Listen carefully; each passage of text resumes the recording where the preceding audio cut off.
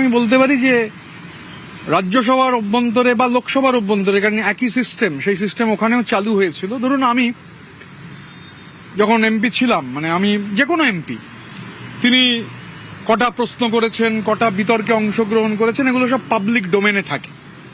তো আমার যে 7 বছর যদি আমি ধরি, 6 বছর এবং 1 বছর আমি কত প্রশ্ন করেছি, আমি কত ডিবেট করেছি, এটা সবই পাবলিক ডোমেনে অ্যাভেলেবেল এবং তারিখ ধরে থাকে। তারিখ ধরে যেহেতু থাকে, ধরুন আমি আমার ব্যক্তিগতটা বলতে পারি, আমি 275টা ডিবেটে অংশগ্রহণ করেছি, আমি প্রশ্ন করেছি 823। এবারে আমি এইটা এই কারণে বলছি, আমি শেষ সেশনে একটা প্রশ্নও জমা দিইনি। মানে লোকে একটু অবাকই হচ্ছেন যারা আমায় চেনেন, কারণ আমার 7টা করে প্রতিদিন প্রশ্ন জমা দিতাম, একদম নিয়ম করে মেটিকুলাসলি, কোনোদিন মিস হয়নি। তাহলে হঠাৎ আমি শেষ সেশনে একটা প্রশ্ন কেন জমা দিলাম না? তার কারণ হচ্ছে, হঠাৎ করে বলা হলো যে প্রশ্ন যে জমা দেবেন সেটা একটা জায়গা থেকে আসবে। তো আমার তাতে আপত্তি ছিল। আমি বললাম, আমার প্রশ্ন আমি করব, আমার প্রশ্ন কেন অন্য লোক পাঠাবে? তো তারপর বলা হলো, আপনার পিওসি হচ্ছে এই ব্যক্তি হচ্ছে পিওসি আপনাকে প্রশ্ন পাঠাবে, আপনি অন্য কোনো প্রশ্ন জমা দিতে পারবেন না। পিওসি যে প্রশ্ন পাঠাবে সেই প্রশ্নই জমা দিতে হবে।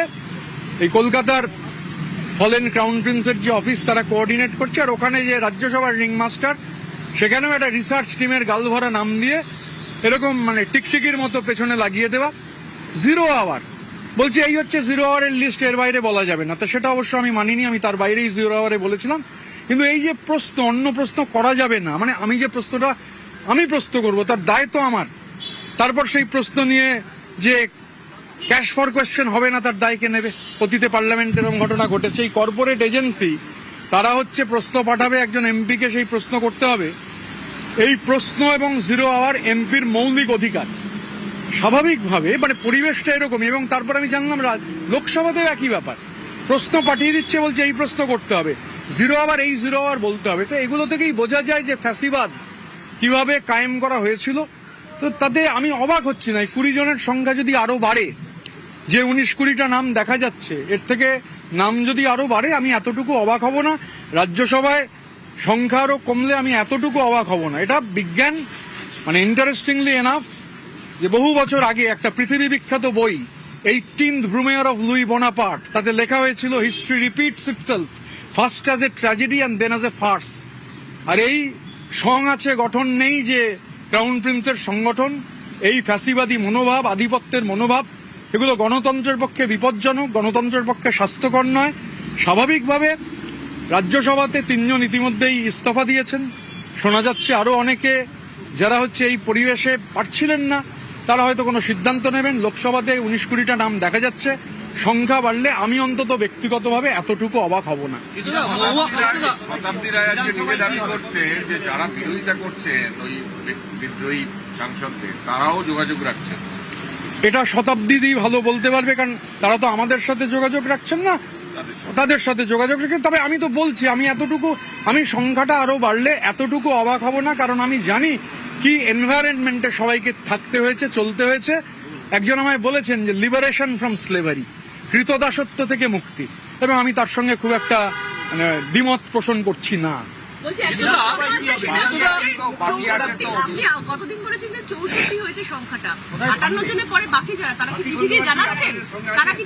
আমি যেহেতু আপনারা জানেন, আমি এটুকু চ্যালেঞ্জ করেই বলতে পারি, আমাদের লিস্ট মানে বিধানসভার স্পিকারকে দেয়া লিস্ট, সেই লিস্ট সংবাদ মাধ্যমের সঙ্গে শেয়ার করা নিয়ম নেই।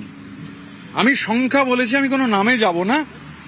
আমাদের সংখ্যা, যে সংখ্যা আমি বলেছিলাম, আমি তাতেই স্টিক করছি আপাতত, বাকিটা পরে দেখা যাবে। 64। মামলাও চলছে। 64 মামলা তো মামলার মতো হবে, মামলায় গণতান্ত্রিক দেশে মামলা করাটা অধিকার, আমি তার মধ্যে কেন ঢুকতে যাব? নাম্বারটা কত যেটা আপনারা? আমরা তো বলেছি 64, সংবাদ মাধ্যমে আগেই বলেছি।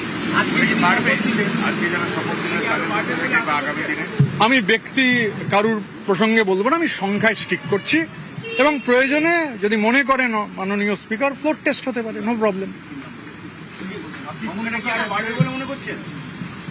হ্যাঁ, আপনাদের বাড়বে? সেটা কালকে বলতে পারবো, সোমবার বলতে পারবো, কাল না সোমবার বলতে পারবো, মঙ্গলবার বলতে পারবো, এবং নাম্বার বাড়লে অবশ্যই সংবাদ মাধ্যমকে জানিয়ে দেবো। না, ওটা কি বাড়বে? আপনাদের মনে কি হচ্ছে? সোমবার কি হবে, মঙ্গলবার কি হবে আমি জানি না। আমি আজকের প্রেজেন্ট যে স্ট্যাটাস সেটা বললাম। যে দুজন বিধায়ক শপথ দিলেন তারা কি করবে, তাদের অবস্থান কি, তাদের সাথে কোনো কথা হয়েছে? আজকে দুজন বিধায়ক শপথ নিয়েছেন, একজন বিজেপির দেবাংশু পণ্ডা, আরেকজন আমাদের বিধায়ক। এবার আমাদের যেহেতু বিধায়ক, আমি সন্দীপন, দুজনেই আমরা গোটা শপথ গ্রহণে ছিলাম, এইটুকুই। বলছি যে পুরনো ব্লকের নেতারা বলার চেষ্টা করতো যে তারা পাশে রয়েছে, আজকে শপথ গ্রহণ অনুষ্ঠানে দেখা গেল যে আপনারাই পাশে রয়েছেন এবং আপনি বলছেন যে আমাদের বিধায়ক, মানে তার মানে সাথী খন্দকারের সাথে কথা হয়ে গিয়েছে। না না, আমরাই তো এখানে মূল ফোর্স, 2/3 বেশি বিধায়কের সমর্থন। তো আমার এটা নৈতিক দায়িত্ব যে কেউ শপথ নিতে এলে, আমি সন্দীপন আমরা ঠিক করে ফেলেছি, আমরা কত সকালে ঢুকে গেছি, সাদিদিকে হেল্প করেছি নামতে, ওনার পা ভাঙা রয়েছে, অসুবিধা রয়েছে, এটা তো একটা ডিউটি। মানে এটা তো আমাকে সমর্থন করছেন কি করছেন না, আমাদের ব্লককে সমর্থন করছেন কি করছেন না, তার সঙ্গে তো এটার কোনো সম্পর্ক নেই। এটাকে গুলিয়ে ফেললে সমস্যা হবে, সবটা গিভ অ্যান্ড টেক দিয়ে হয় না।